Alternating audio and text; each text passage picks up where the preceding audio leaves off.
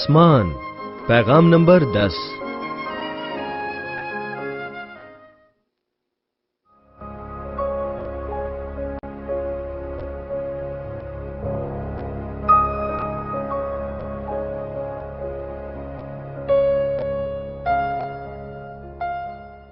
मुकाशफा 21 बाब पहली आयत। फिर मैंने नए आसमान और नई जमीन को देखा, क्योंकि पहला आसमान और पहली जमीन जाती रही थी और समंदर भी ना रहा।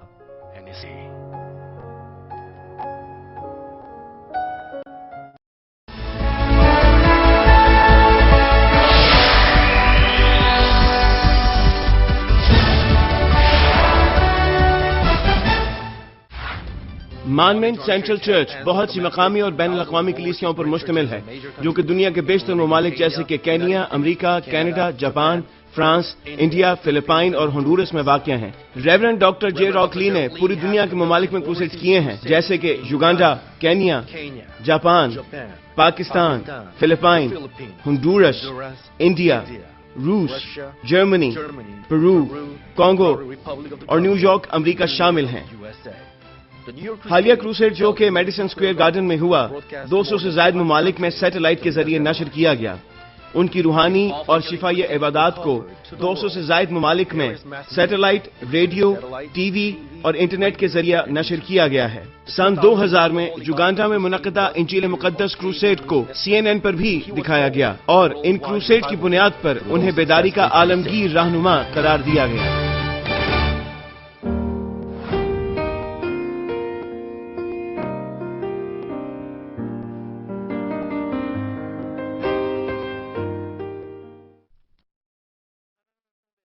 मसीह में अजीज भाई और बहनों, कोरिया में 5300 ब्रांच चर्चेज के मेंबर्स और सारी दुनिया में बशमूल America, England, Canada, Honduras, Peru, Bolivia, El Salvador, Argentine, Germany, France, रूस, Belgium, Netherlands, China, Japan, Pakistan, Nepal, Indonesia, Philippine, Taiwan, India, Mongolia, मिस्र, इसराइल, कीनिया, युगांडा, अवामी जमहूरिया Congo, Burundi, Rwanda, Tanzania, Nigeria, Swaziland, जनूबी Africa, Botswana, coat devour और मकामी इबादत खानों के मेंबरान जो सारी दुनिया से इंटरनेट के जरिए इबादत में शरीक हैं, संडे स्कूल के बच्चों और टेलीविजन के नाजरीन।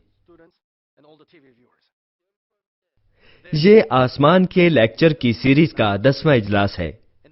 गुज़श्ता इजलास में मैंने आपको अजीम सफेद तख्त की अदालत के बारे बताया था। खुदा का अजीम सफेद तख्त इस जमीन पर उतर आएगा और बाप के हमराह जो इस पर बैठता है, खुदा बेटा और खुदा रूहुल कुद्स भी मुंसिफ होंगे। 4 अंबिया और 24 बुजुर्ग भी अदालत की मुआवनत करेंगे, ताकि अदालत किसी खामी के बगैर हो।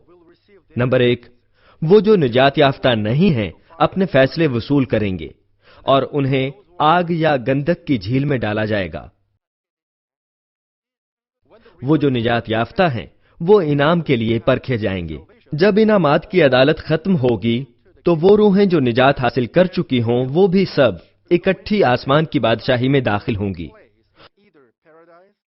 और वो सब अपने सपुर्द किए हुए मकामात फिरदौस, आसमान की पहली सल्तनत, दूसरी सल्तनत, तीसरी सल्तनत या नए यरूशलेम में जाएंगे। आखिरकार वो अपनी रिहाइश गाहों में दाखिल होंगे जहां हमेशा के लिए रहेंगे। अब से मैं आपको आसमान की बादशाही के मुतालिक तफसील से बताऊंगा जहां हम हमेशा रहेंगे। निजात याफ्ता रूहों के लिए रिहाइश गाहों में कुछ चीजें मुश्तरक हैं।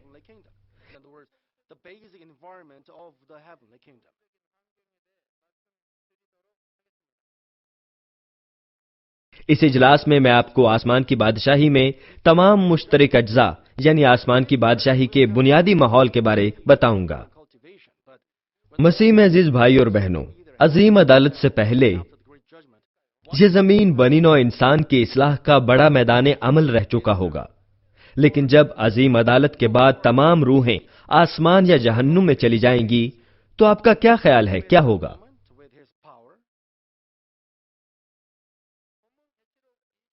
क्या ये ऐसी रहेगी जैसी अब है, या کیونکہ انسانی اصلاح باقی نہیں ہوگی اس لیے خدا اسے اپنی قدرت سے لمحہ بھر میں ختم کر دے گا؟ مکاشفہ 21ویں باب کی پہلی عبارت کہتی ہے، پھر میں نے ایک نئے آسمان اور نئی زمین کو دیکھا، کیونکہ پہلا آسمان اور پہلی زمین جاتی رہی تھی اور سمندر بھی نہ رہا۔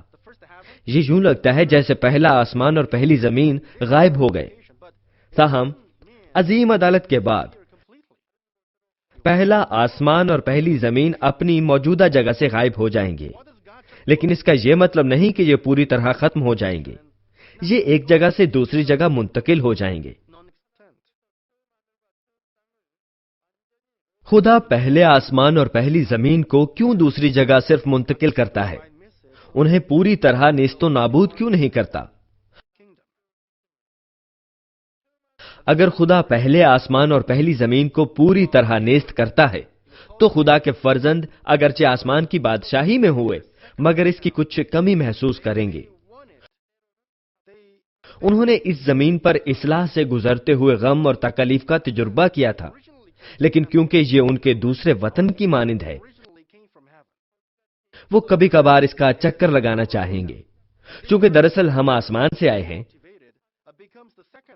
بالفاظ دیگر حقیقت میں ہماری روحیں آسمان سے آئی ہیں، آسمان ہی ہمارا اصل وطن ہے، اور یہ زمین جہاں ہم اصلاح پاتے ہیں دوسرا وطن بنتی ہے۔ بس آسمان پر جانے سے مراد دراصل اپنے اصلی وطن میں جانا ہے۔ خدا محبت کا خدا اس قسم کے جذبات کو بھی پہچانتا ہے، اور اس لیے وہ زمین کو پوری طرح ختم نہیں کرے گا بلکہ کسی دوسری جگہ منتقل کر دے گا تاکہ اس کے فرزند جب چاہیں اس کا دورہ کر سکیں۔ بنی نوع انسان اشرف المخلوقات کہلاتے ہیں۔ ہم روحیں رکھتے ہیں۔ حیوانات یعنی پرندے اور کیڑے مکوڑے روح نہیں رکھتے، وہ آسمان سے نہیں ہیں اور اس لیے وہ خدا کی بابت نہیں جانتے۔ آپ کا کیا خیال ہے کہ ایک دن مچھلی سوچے گی کہ میں خدا سے ملنا چاہتی ہوں؟ شیروں کے بارے میں کیا خیال ہے؟ وہ خدا کی بابت نہیں جانتے، لیکن صرف بنی نوع انسان ہی کیوں خدا کی تلاش کرتے ہیں؟ ہم خدا کی بابت کیوں جانتے ہیں؟ اس لیے کہ ہماری روحیں اصلاً آسمان سے آئی ہیں۔ ہماری اصلی ہستی خدا کی بابت جانتی ہے، صرف ہم نے بھلا دیا ہے۔ مگر نیک لوگ خدا پر ایمان رکھتے ہیں۔ تو پھر ہم نے اس حقیقت کا کب سے انکار کیا کہ خدا زندہ ہے؟ جب سے انسان میں زیادہ سے زیادہ گناہ آ گئے، وہ ڈرنا شروع ہو گئے۔ چونکہ وہ گناہ سے بھر گئے تھے تو یہ جاننا کہ آسمان اور جہنم ہے لوگوں کو ڈراتا ہے۔ اس لیے لوگوں نے گناہوں کو تسلیم کرتے کرتے خدا کا انکار کرنا شروع کر دیا، اور وہ اسی طرح کرتے رہے۔ آخر کار وہ کہنے لگ گئے کہ خدا تو موجود ہی نہیں ہے۔ لیکن نیک لوگ جانتے ہیں کہ ایک خدا ہے، اور یہی وجہ ہے کہ وہ نیک زندگی گزارتے ہیں۔ خدا زمین کو صرف ایک سے دوسری جگہ منتقل کرتا ہے تاکہ اس کے فرزند جب چاہیں اس کا دورہ کر سکیں۔ خدا کے نجات یافتہ فرزندوں کے لیے اس کی محافظ محبت آسمان کی بادشاہی میں بہت سے دوسرے مقامات کو تھامے ہوئے ہے۔ چنانچہ جب آپ آسمان کی بادشاہی میں جائیں گے، وہاں بہت سی چیزیں ہوں گی جو آپ کے لیے تیار کی گئی ہیں، اور ان چیزوں کے ذریعے آپ خدا کی محبت کو محسوس کریں گے۔ آپ چھوئے جائیں گے اور آپ کا دل ہر لمحہ ہر چیز سے جوش میں آئے گا۔ بھائی اور بہنوں، اب سے آئیے ہم آسمان کی بادشاہی کی بابت سیکھیں جو خدا کی محبت سے معمور ہے۔ مجھے سمجھیے، ٹھیک ہے؟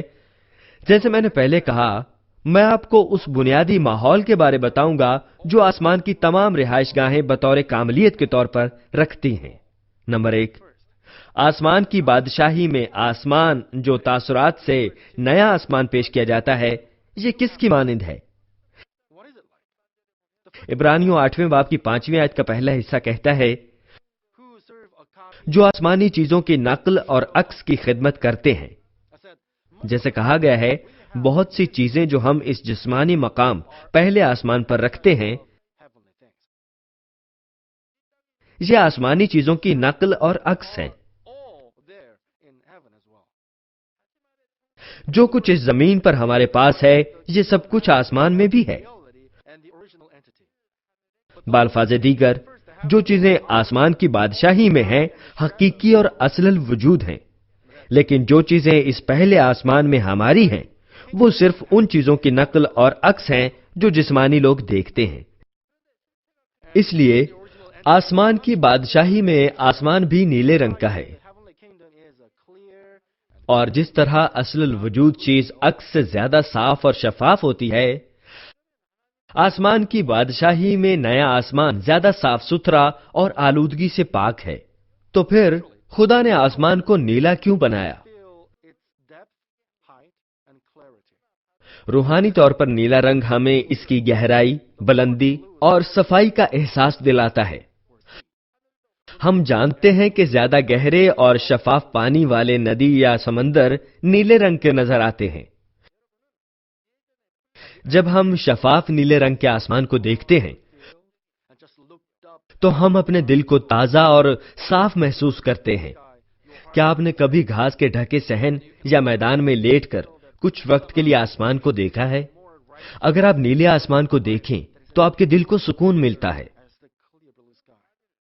और आप सोच और महसूस कर सकते हैं कि आपको किसी तरह ज्यादा रास्तबाज और ईमानदार जिंदगी गुजारनी चाहिए जो नीले आसमान की तरह साफ और शफाफ हो।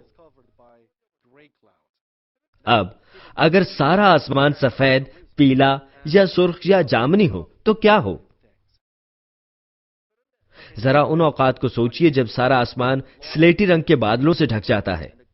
उस वक्त लोग बिला वजह मायूस से हो जाते हैं और बहुत मनफी बातें सोचते हैं। लेकिन क्या आप याद कर सकते हैं कि जब लंबा बरसाती मौसम खत्म होता है और बादल गायब हो जाते हैं और नीला आसमान दोबारा नजर आता है तो कैसा लगता है?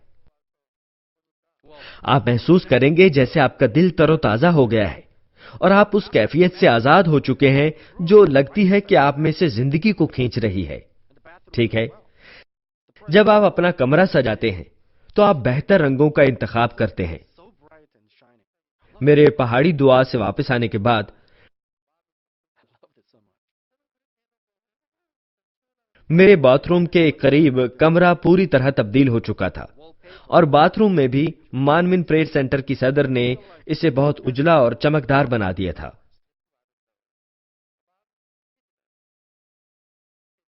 मैं इसे बहुत प्यार करता हूं। मैं जब भी इसे देखता हूं तो खुद को तरोताजा महसूस करता हूं। वॉलपेपर्स पर जंगल की एक बहुत बड़ी तस्वीर है। मैं ऐसा महसूस करता हूं कि जैसे अपने घर के सामने वाले जंगल की सैर कर रहा हूं। वॉलपेपर मुझे अच्छी तरह ताजा कर देता है। मैं जब भी इसे देखता हूं तो अच्छा महसूस करता हूं। मैं नहीं सोचता कि इस पर इतने पैसे खर्च हुए हैं। ये महज एक हमवार पेपर है। ये वसी जंगल की तस्वीर के साथ एक बहुत बड़ा वॉलपेपर है।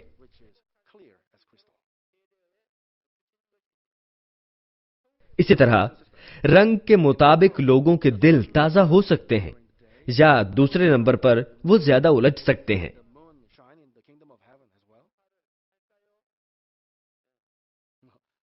खुदा ने आसमान को नीले रंग में बनाया जो हम पर मस्बत असर डालता है।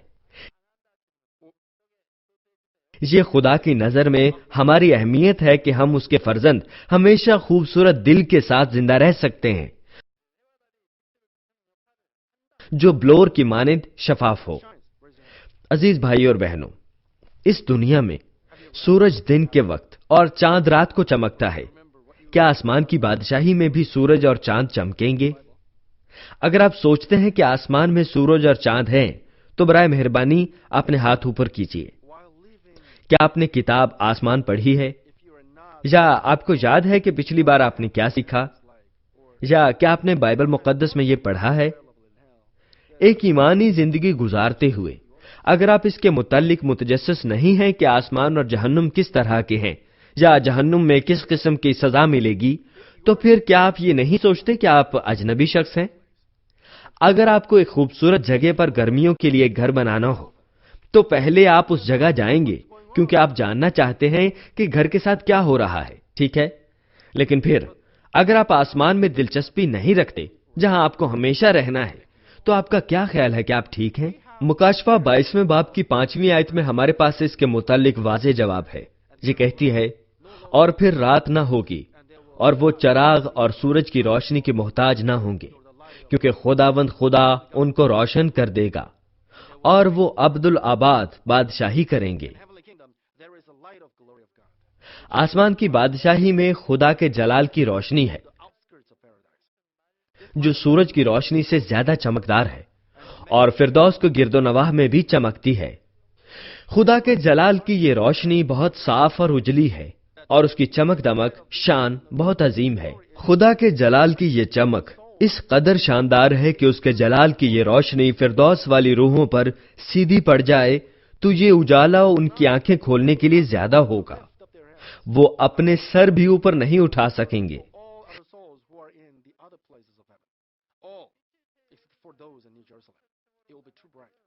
صرف ان کے لیے ہی نہیں جو فردوس میں ہیں، بلکہ ان روحوں کے لیے بھی جو نئے یروشلم کے علاوہ آسمان کے دیگر مقامات پر ہیں۔ چنانچہ خدا اپنی روشنی کی چمک کو معتدل رکھتا ہے۔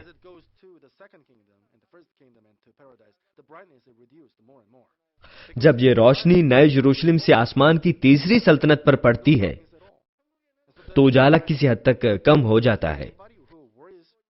جب یہ دوسری اور پہلی سلطنت اور فردوس کو جاتی ہے تو اجالا اور زیادہ کم ہو جاتا ہے، کیونکہ آسمان کی بادشاہی میں خدا کے جلال کی روشنی ہر وقت چمکتی رہتی ہے، وہاں بالکل تاریکی نہیں ہوتی اور نہ رات ہوتی ہے۔ اب کیا کوئی شخص ہے جو یہ سوچ کر پریشان ہو کہ ہمیں رات کے وقت سونا چاہیے تاکہ ہم آرام کر سکیں اور تھکن اتر سکے؟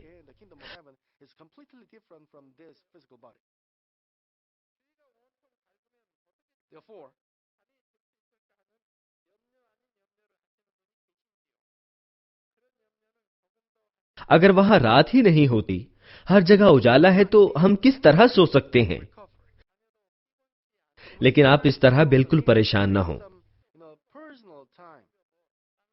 اگرچہ آپ بہت جگہوں پر جائیں اور بہت کچھ کریں، آپ کبھی نہیں تھکیں گے۔ بس آپ کو تھکن سے آرام لینے کی کوئی ضرورت نہیں۔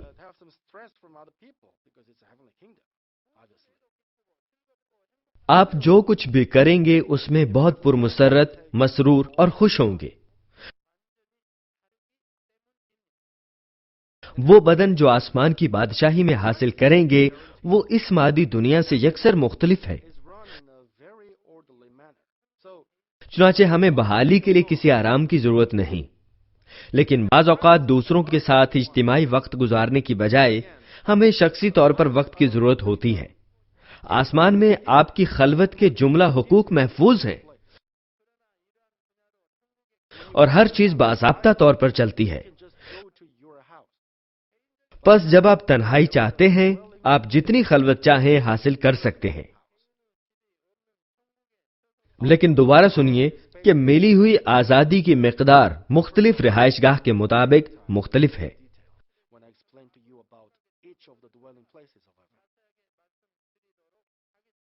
جب آپ کچھ خلوت چاہتے ہیں، آپ اپنے گھر کو جا سکتے ہیں، لیکن آسمان میں ایک ایسی جگہ ہے جہاں نجی گھر نہیں ہے۔ آئندہ جب میں آسمان کی ہر رہائش گاہ کی وضاحت کروں گا، ان جگہوں کے متعلق تفصیل سے بتاؤں گا جہاں آپ آرام لے سکتے ہیں۔ عزیز بہنوں اور بھائیوں، آسمان کی بادشاہی کے آسمان پر بادل بھی ہیں۔ جب اس دنیا میں آپ آسمان کو دیکھتے ہیں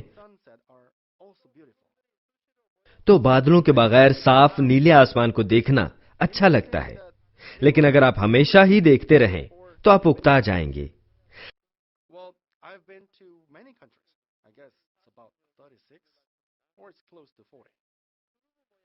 بعض اوقات آسمان پر روئی کی مانند سفید اور نرم دکھنے والے بادلوں کو بہتے ہوئے دیکھنا اچھا لگتا ہے۔ غروب آفتاب کے وقت سرخ رنگ کے بادل بھی خوبصورت ہوتے ہیں۔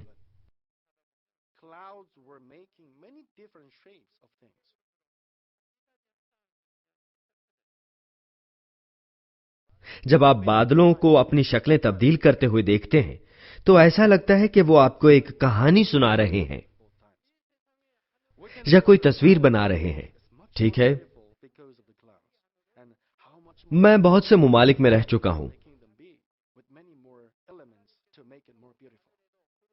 میرا اندازہ ہے یہ تقریباً 36 ہیں، یہ 40 کے قریب ہیں۔ لیکن یہ ارجنٹائن تھا جس کے آسمان پر اس طرح کے خوبصورت بادل تھے۔ مجھے اچھی طرح یاد نہیں کہ ارجنٹائن میں کہاں،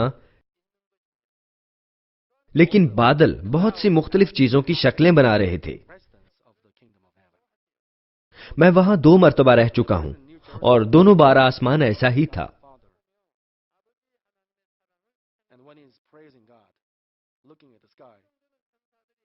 ہم محسوس کر سکتے ہیں کہ اس دنیا کا آسمان بادلوں کے سبب سے بہت خوبصورت ہے، اور آسمان کی بادشاہی میں آسمان بہت سے مزید عناصر کے ساتھ کتنا خوبصورت ہوگا جو اسے اور خوبصورت بناتے ہیں۔ خدا آسمان کی بادشاہی کی خوبصورتی بڑھانے کے لیے بادلوں کو بھی موقع دے گا۔ وہ سجاوٹ کی مانند ہے، اور آسمان میں آسمان کی خوبصورتی ہمارے آسمان میں بادلوں کی معاونت سے بنی خوبصورتی سے زیادہ ہوگی۔ آسمان کی بادشاہی کے باشندوں کی خوشی میں بادل بھی اضافہ کرتے ہیں۔ مثال کے طور پر جب نئے یروشلم میں ایک شخص آسمان کو دیکھتے ہوئے خدا باپ کی محبت کا سوچ رہا ہے اور اس کی تعریف کر رہا ہے، اس کے خدمت گزار فرشتے بادلوں کے ساتھ اس کے دل کی شکل بنا سکتے ہیں۔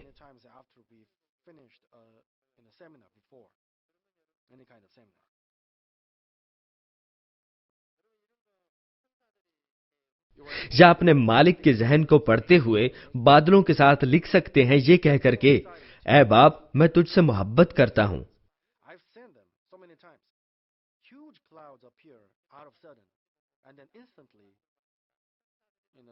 یہ کس قدر خوشگن ہوگا اور ہر شخص کس قدر محبت سے سرشار ہوگا۔ ایک دن میں نے اندازہ لگایا کہ میں نے خدا باپ کو کتنا خوش کیا ہے۔ میں نے بڑی گرم جوشی سے دعا کی، ٹھیک ہے، میں ہمیشہ اسے خوش کرنے کی کوشش کرتا ہوں، لیکن اس دن مجھے اندازہ ہوا کہ وہ مجھ سے بہت خوش تھا۔ جب میں اپنے آپ کو تازہ دم کرنے کے لیے باہر آیا، خدا باپ نے آسمان کو بادلوں سے بھر دیا۔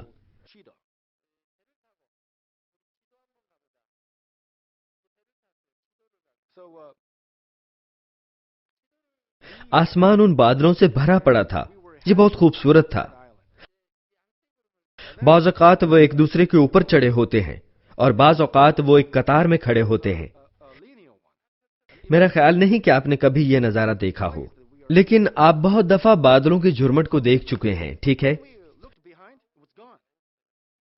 خدا پہلے مجھے سیمینار ختم کرنے کے بعد کئی بار بادلوں کا جھرمٹ دکھا دیتا تھا۔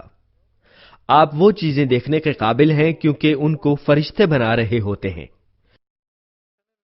وہ چیزیں بڑی جوش دلانے والی ہوتی ہیں۔ میں بہت دفعہ ان کو دیکھ چکا ہوں۔ اچانک گھنے بادل نکل آتے ہیں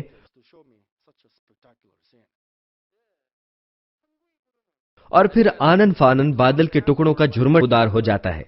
یہ سارے کام فرشتوں کے ہیں۔ میرا خیال ہے کہ یہ اس وقت تھا جب ہم نے موان میں گرمیوں کی عبادات رکھی تھی۔ موکپو مانمن چرچ نے مجھے ریوائول میٹنگ کی رہنمائی کرنے کو کہا۔ بس میرے میٹنگ کی رہنمائی کرنے کے بعد میرے پاس کچھ فارغ وقت تھا۔ میرے موان واپس جانے سے پہلے میں نے دوسروں سے چڈو نامی ایک جزیرے پر جانے کو کہا۔ ہم نے کشتی لی اور جزیرے کی جانب چل دیے۔ اس وقت وہاں بادلوں کے ٹکڑوں کا ایک جھرمٹ تھا۔ یہ آسمان میں ہر جگہ نہیں تھا، یہ ایک سیدھا خط تھا اور اس جزیرے کی نشاندہی کر رہا تھا جس کی جانب ہم جا رہے تھے۔ یہ بڑا حیران کن تھا، لیکن جب ہم نے پیچھے دیکھا یہ غائب تھا۔ ہمارے سامنے تو یہ اب بھی تھا مگر پیچھے نہیں تھا۔ یہ ہمارے وہاں پہنچنے تک جاری رہا، اور یہ وہ دن تھا جب میں نے 4 تہوں والی قوس قزح دیکھی۔ یہ بڑی شوخ قوس قزح تھی. پہلے میں نے ایک 3 تہوں والی دیکھی تھی، لیکن یہ 4 تہوں والی پہلی مرتبہ تھی. میں محسوس کر سکتا تھا کہ خدا باپ مجھے وہ نمائشی نظارہ دکھانے کے لیے فرشتوں کو متحرک کر رہا تھا. جیسے کہا گیا ہے، آسمان میں بادل سجاوٹ کی طرح ہیں، لیکن ان کے پاس ان روحوں کے لیے ایک اور کام بھی ہے جو آسمان کی تیسری سلطنت یا اس سے اوپر جاتے ہیں. جب ہم بعد میں اس حصے پر پہنچیں گے تو میں وہ بھی تفصیل سے بتاؤں گا. عزیز بھائی اور بہنوں، اس زمین پر ہم سورج اور چاند رکھتے ہیں.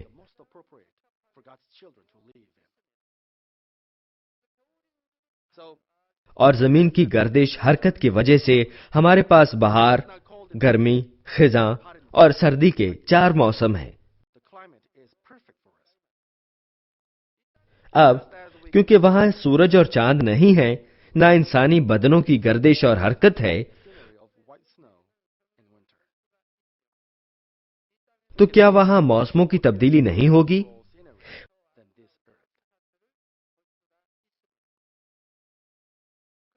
خدا باپ کو موسم کی تبدیلی کی کوئی ضرورت نہیں ہے، لیکن اپنے فرزندوں کے لیے اس نے یہ بنا رکھے ہیں. ہر ملک 4 موسم رکھتا ہے، اگرچہ وہاں موسموں کے درمیان واضح امتیاز ہے جیسے کوریا کرتا ہے، لیکن اس دنیا میں تمام ممالک 4 موسم رکھتے ہیں. میرا خیال تھا کہ افریقہ میں سردی نہیں ہوگی، لیکن جب میں افریقہ میں گیا، میرا خیال ہے کہ یہ جون یا کچھ تھا، انہوں نے کہا کہ یہ سردی کا موسم ہے. وہ موٹے کپڑے یعنی کوٹ اور بڑی جیکٹ وغیرہ پہن رہے تھے. میں حقیقت میں انہیں دیکھ سکتا تھا. بے شک وہاں چھوٹے بازو پہنے ہوئے لوگ بھی تھے، لیکن وہاں یقیناً ایسے لوگ تھے جو لمبے بازوؤں والی جیکٹ پہنے ہوئے تھے. انہوں نے کہا کہ افریقہ میں یہ سردی کا موسم ہے.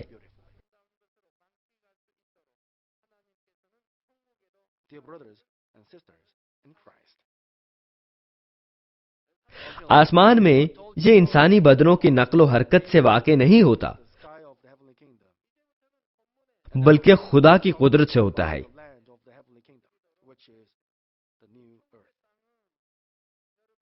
لیکن 4 موسم اس زمین کی نسبت زیادہ مناسب طریقے سے مرتب ہیں.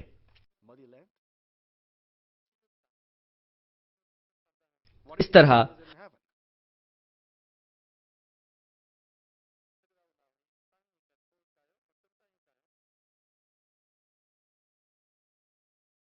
ہم جس قدر چاہیں ہر موسم کی فطرت سے لطف اندوز ہو سکتے ہیں. تب آسمان میں بھی کیا ہمیں موسم گرما میں گرمی اور موسم سرما میں سردیوں کی شدت جھیلنا پڑتی ہے؟ یہ ایسا نہیں ہے. آسمان کی بادشاہی میں موسم بہار، موسم گرما، موسم خزاں اور موسم سرما ہوگا، لیکن وہاں گرمی یا سردی کی شدت نہیں ہوگی.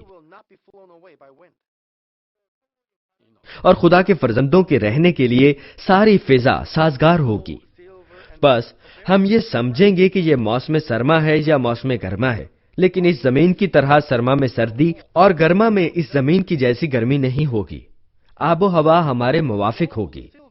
جیسے ہم 4 موسموں سے لطف اندوز ہو سکتے ہیں، اسی طرح ہم خزاں میں پتوں کے جھڑنے اور سردی میں سفید برف کے مناظر سے لطف اندوز ہو سکتے ہیں. وہاں ہم اس زمین سے زیادہ فطرت کے نظارے دیکھ سکتے ہیں.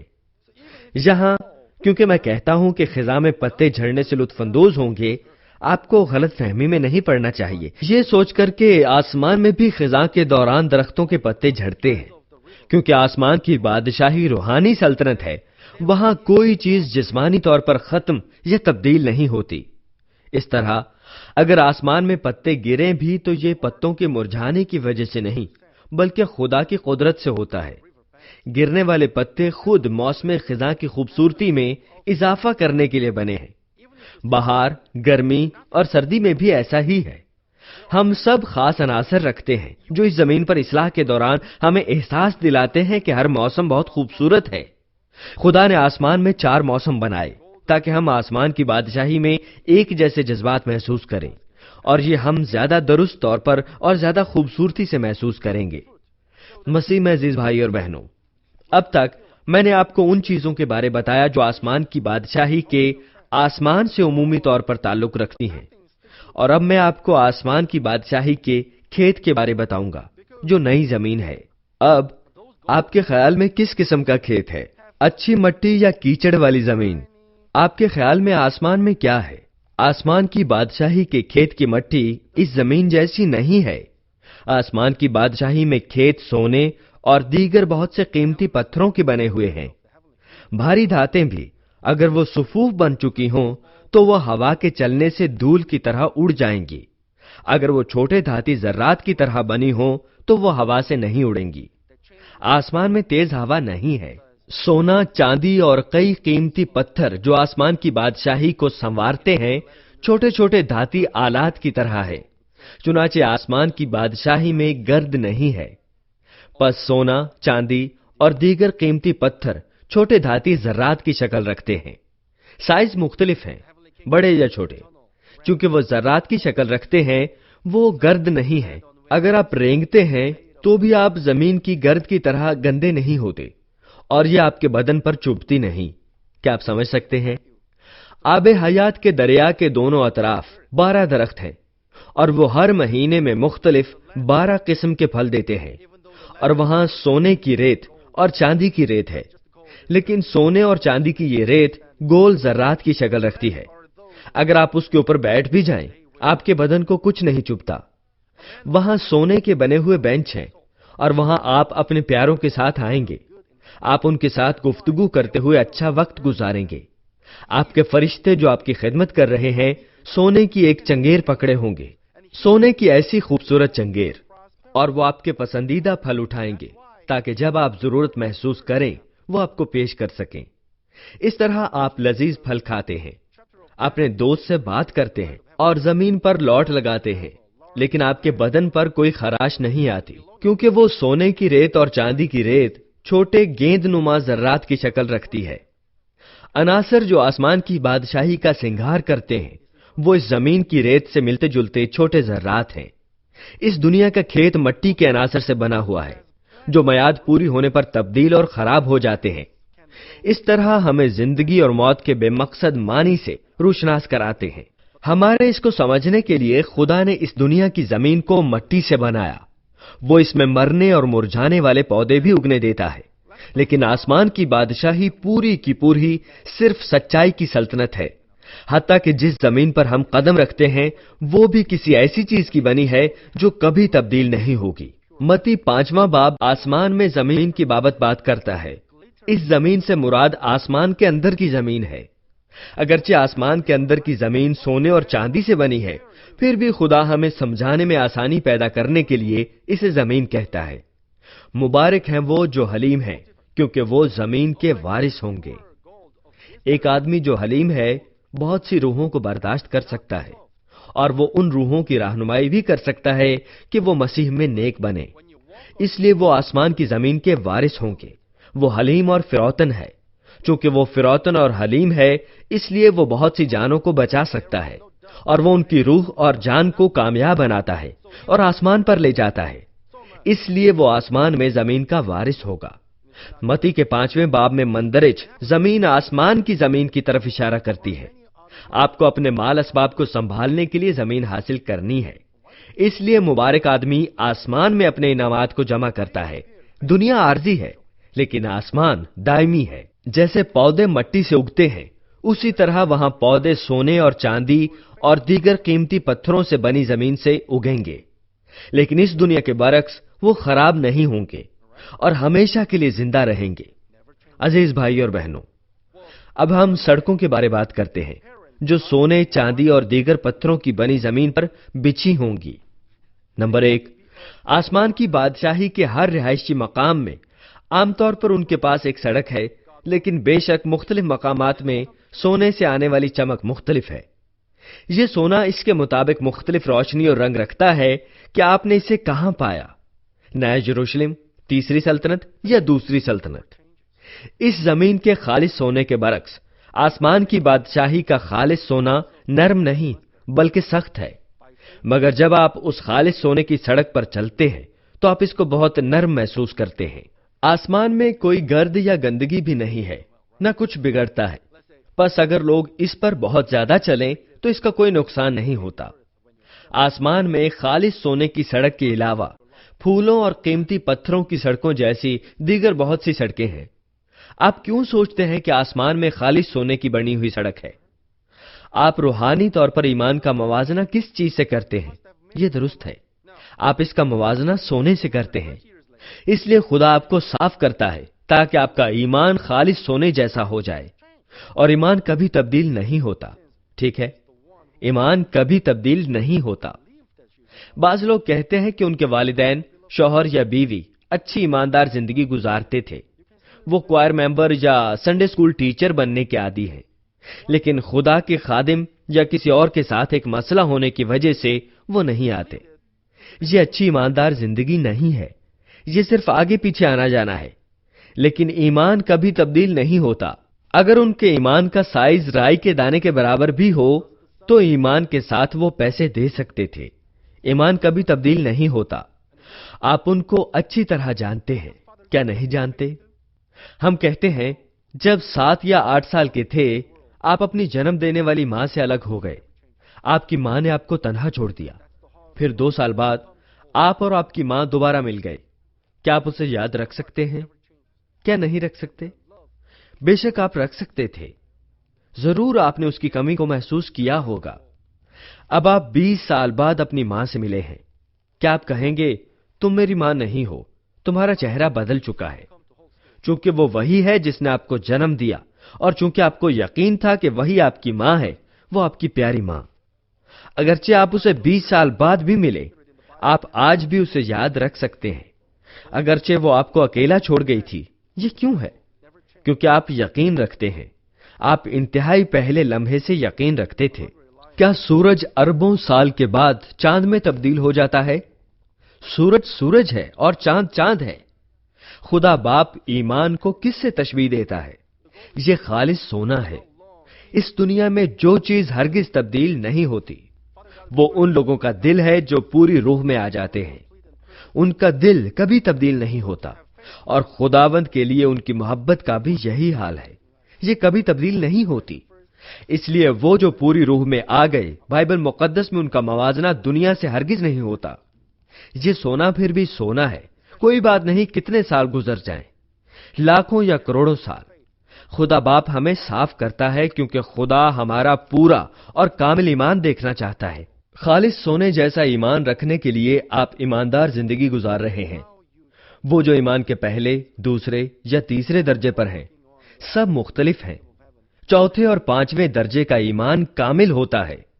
खुसूसन 5वें दर्जे का ईमान खालिस सोने जैसा होता है। आसमान में सबसे कम कीमत वाला जेवर सोने का है।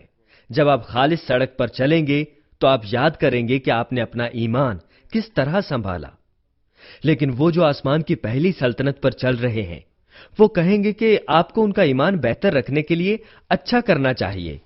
जब आप खालिस सोने की सड़क पर चलेंगे तो याद करेंगे उन्होंने अच्छी ईमानदार जिंदगी मुरत्तब नहीं की थी। ठीक है अजीज भाई और बहनों, अब हम सड़कों के बारे बात करते हैं जो सोने, चांदी और दीगर कीमती पत्थरों की बनी जमीन पर बिछाई जाएंगी। नंबर 1, आसमान की बादशाही की हर एक रिहाइशगाह में आमतौर पर उनके पास सोने की बनी एक सड़क होती है, लेकिन बेशक मुख्तलिफ मकामात में सोने से आने वाली चमक मुख्तलिफ है। इस दुनिया के खालिस सोने के बरक्स आसमान की बादशाही का खालिस सोना नर्म नहीं है, लेकिन जब आप सोने की बनी सड़क पर चलते हैं आप इसको बहुत नर्म महसूस करते हैं। आसमान में कोई गर्द या गंदगी भी नहीं है और ना कुछ बिगड़ता है। बस अगरचे लोग इस पर बहुत ज्यादा चलते रहें, इसका नुकसान नहीं होता। आसमान में खालिस सोने की सड़क के अलावा और सड़कें भी हैं, यानी फूलों की सड़कें और कीमती पत्थरों की सड़कें। इस जमीन पर भी जब हम मट्टी पर, घास पर, बजरी की सड़क पर या तारकोल की सड़क पर चलते हैं फर्क महसूस करते हैं। इससे बहुत ज्यादा मिलता जुलता हम मुख्तलिफ सड़कों पर चलने में फर्क महसूस करते हैं और जो खुशी महसूस होती है वो भी मुख्तलिफ होती है। इस जमीन पर भी हम चलने वाली सीढ़ी या मुतहर्रिक सैर जैसी चीजें रखते हैं। अगर हम सिर्फ खड़े हों तो हम ऊपर की मंजिल पर चले जाते हैं या आगे बढ़ जाते हैं। आसमान की बादशाही में भी ऐसी सड़कें हैं जिन पर हम सिर्फ खड़े होकर खुदा की कुदरत से खुद ब खुद हरकत कर सकते हैं। चूंकि साइंस की टेक्नोलॉजी ने इस कदर तरक्की कर ली है कि लोग वर्जिश के लिए सख्त काम नहीं करते। मैं चहलकदमी करने वाली मशीन की बात कर रहा हूं। आपको सिर्फ उसके ऊपर साकत खड़े होना पड़ता है और वो खुद ब खुद चलना या दौड़ना शुरू हो जाती है। आप इसको इस तरह चला सकते हैं कि उसकी रफ्तार को बढ़ा सकते हैं ताकि आप तेज दौड़ सकें।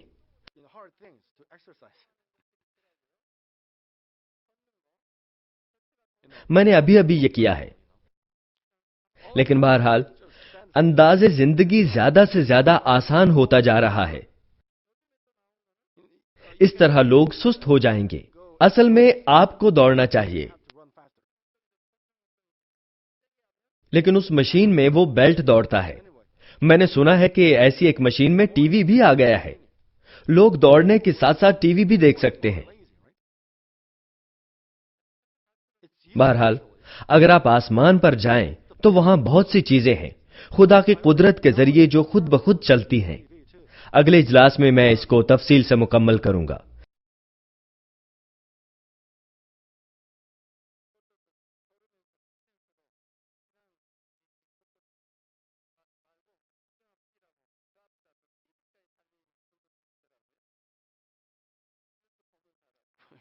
मसीह में अजीज भाई और बहनों,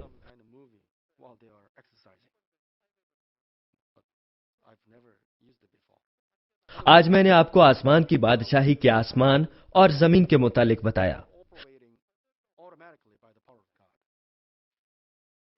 अगर आप हकीकतन उस पर ईमान ले आए जो कुछ आपने आज सुना है,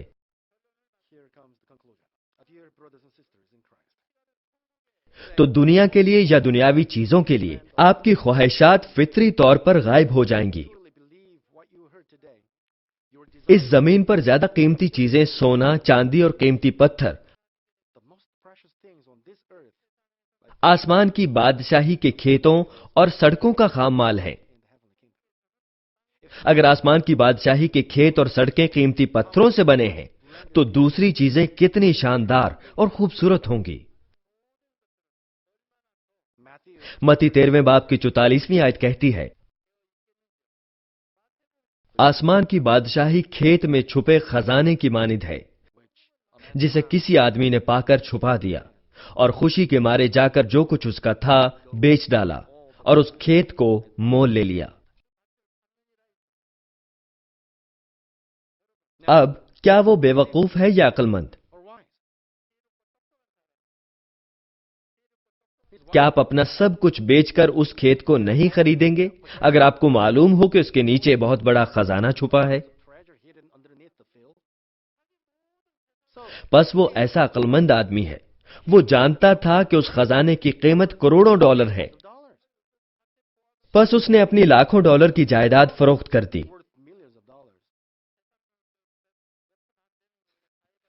अगर वो ये ना बेचता तो बेवकूफ होता। क्या आप नहीं सोचते? क्या मैं दुरुस्त हूं?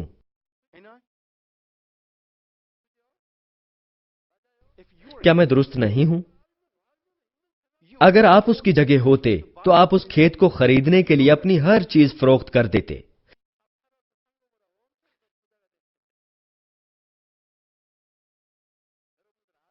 क्योंकि आप जानते कि आप अमीर हो जाएंगे। आपने कहा आमीन। यह दुरुस्त है। वो अपना सब कुछ बेचता और वो खेत खरीद लेता है। हां, यह सच है। अगर आप सच्चा ईमान रखते हैं और अक्लमंद हैं, तो जब आपको मालूम होगा कि आसमान की बादशाही किस किस्म की जगह है, तो आप खुशी से अपनी हर चीज बेच देंगे और आसमान की बादशाही खरीद लेंगे, जैसे आपने खेत में खजाना पा लिया हो। यहां आपका सरो सामान क्या है जो आपने आसमान की बादशाही खरीदने के लिए बेचना है? अब आपने कहा आमीन। आपको क्या अच्छी रिहायशगाह या नए यरूशलेम में जाने के लिए क्या करना चाहिए? यह आपकी हर किस्म की बतालत है जो आपके दिल में है। یہ اندازہ کریں کہ جو بطالت آپ کے دل میں ہے آپ نے ترک کر دی ہے. یہ جسمانی دل اور ساری بطالت اور خود ساختہ راست بازی وغیرہ ہے. جسمانی چیزیں اور جسمانی کام نہیں کرتے. اور یہ اندازہ کریں کہ آپ وہ چیزیں چھوڑتے ہیں جن کو خدا سے بڑھ کر پیار کرتے ہیں تو آپ بہتر آسمانی رہائش گاہ پر قبضہ کرنے کے قابل ہو جائیں گے. آپ سب جنہوں نے آمین کہا ضرور مشق عمل کیجیے. اگرچہ آپ جانتے ہیں کہ آسمان میں بہتر جگہ ہے، لیکن اگر آپ وہاں جانے کی کوشش نہیں کرتے تو آپ کا کیا خیال ہے کہ یہ عقل مندی ہے؟ چونکہ میں خود یہ جانتا ہوں، میں نے نئے یروشلم میں جانے کے لیے آسمان پر انعامات جمع کیے ہیں. اگر میں یہ نہیں کرتا تو بے وقوف ہوں. خداوند نے فرمایا کہ انہیں آسمان پر جمع کرنا ہمارے لیے فائدہ مند ہے، کیونکہ آسمان میں چور نقم نہیں لگاتا اور منافع 30 گنا، 60 گنا اور 100 گنا بڑھتا ہے. اگر اس زمین پر اور آسمان پر بھی برکات حاصل کرتے ہیں تو یہ کیسی عظیم برکت ہے. اگر آپ اس حقیقت کو جانتے ہیں اور اس پر ایمان رکھتے ہیں تو کیا آپ میرے جیسے نہیں ہوں گے؟ میں احمق ہوں گا اگر خود یہ نہ کروں، جبکہ آپ کو اس طرح زندگی بسر کرنے کی تعلیم دے رہا ہوں. مانمن پریئر سینٹر کی صدر صاحبہ آپ کیا کہتی ہیں؟ بس آئیے ہم اکٹھے جائیں. آئیے ہم اپنی آنکھیں نئے یروشلم پر لگائیں. میں خداوند کے نام میں دعا گو ہوں کہ آپ اس پیغام کے وسیلے امید سے بھر جائیں، اپنی ساری باطل چیزیں فوراً بیچ دیں اور اپنی ابدی میراث کے طور پر آسمان کی بادشاہی میں زیادہ خوبصورت کھیت خرید لیں. آمین.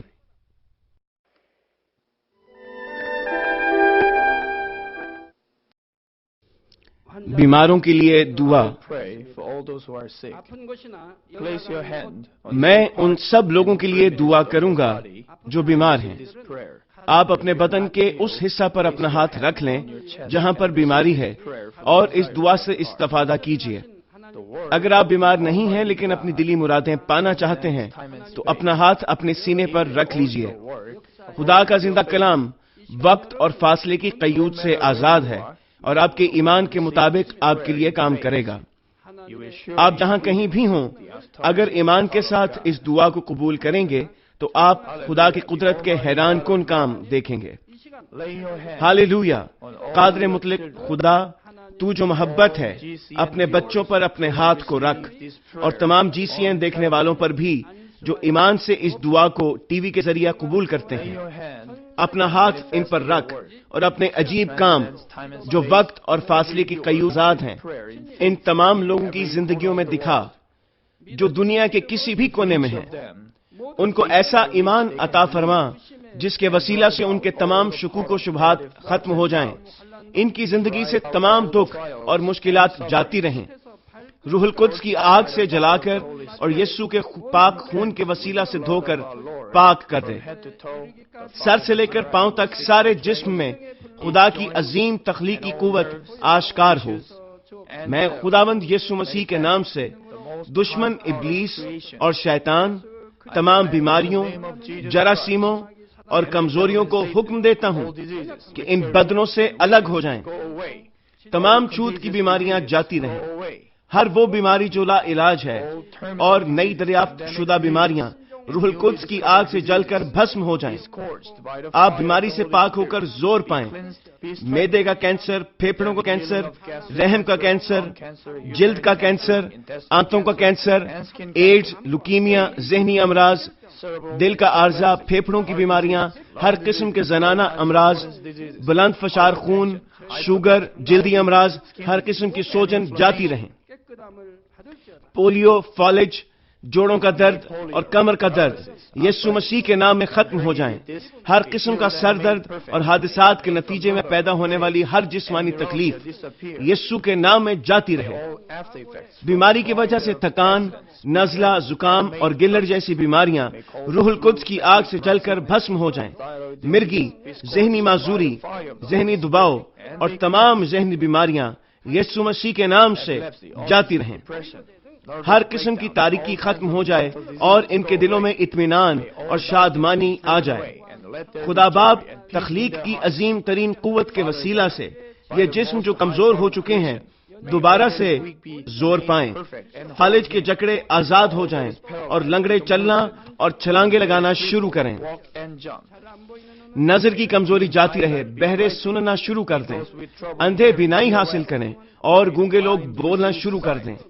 خدا باپ بانجھ خواتین کو اولاد کی برکت عطا فرما, ٹوٹی ہڈیوں کو جوڑ دے اور جسم کے تمام جلے ہوئے حصے مکمل طور پر شفا یاب ہو جائیں. نشہ کی لعنت میں گرفتار لوگوں کو روح القدس کی آگ کے وسیلہ سے پاک اور صاف کر دے. جسم کے تمام مردہ خلیے زندہ ہو جائیں, تمام تاریکی جاتی رہے اور ابلیس کی قوتیں نکل جائیں. میں یسوع مسیح کے نام سے حکم دیتا ہوں کہ دشمن ابلیس, شیطان اور ہوا کی عملداری کا حاکم اپنا قبضہ چھوڑ دیں اور ان کے تمام قاصد بھی یسوع مسیح کے قادر نام میں نکل جائیں. تاریکی کی ناپاک, دھوکہ دینے والی اور گمراہ کر دینے والی قوتیں یسوع کے نام میں دور ہو جائیں.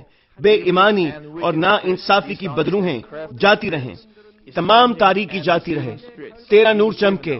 خدا باپ ان کی روحوں کو بھی ان کے جسم کے ساتھ مضبوط فرما.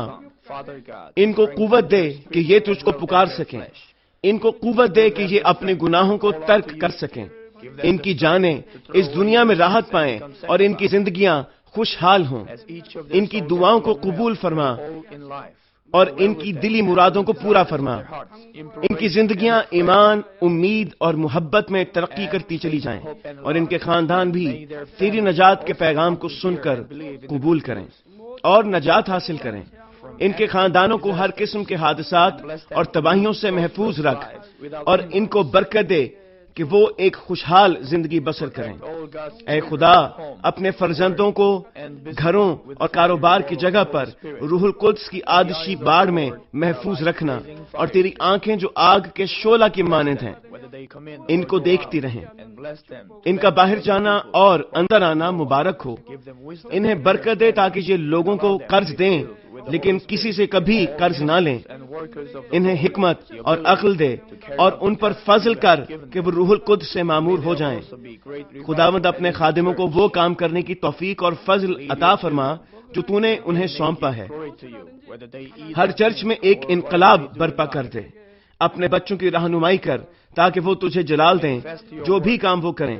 اپنے عجائب کا ظہور فرما تاکہ وہ اپنے لبوں سے تیری گواہی دیں کہ وہ تجھ سے ملے ہیں اور تو ان کی دعاؤں کو قبول کرتا ہے. خدا باپ, میں تیرا شکریہ ادا کرتا ہوں اور صرف تجھے ہی سارا جلال دیتا ہوں. میں خداوند یسوع مسیح کے نام میں یہ دعا کرتا ہوں, آمین.